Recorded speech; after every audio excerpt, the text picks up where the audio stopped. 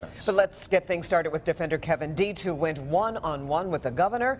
Kevin, we may see a battle brewing between the EPA and the governor about who knew what first.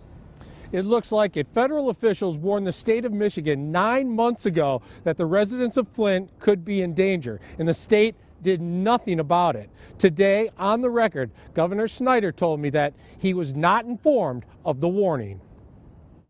Flint's water disaster was identified way back in April when this email from an expert at the Federal Environmental Protection Agency warned Michigan DEQ officials the whole town could be in danger of high lead levels. It's tough to believe the DEQ would keep this from the governor, but today, on the record, Rick Snyder says that's what happened. Governor, the federal EPA said they sounded the alarm back in April and that the Michigan DEQ did not respond to their warnings. Were you aware that the federal EPA notified the MDEQ about these problems? Well, again, there's a whole set of issues. I can't speak to the federal government.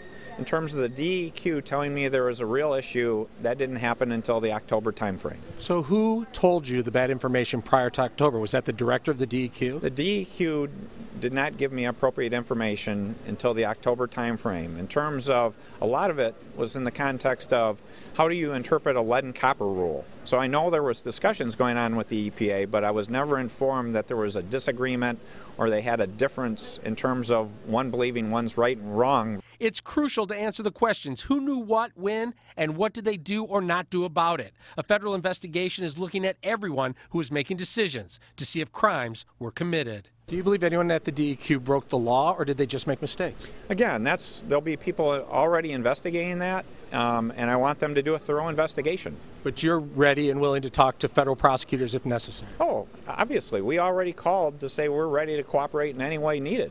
I want investigations to take place on this from the relevant parties that have those responsibilities, because that's how we get to the bottom of what took place and how do we make sure it doesn't happen again.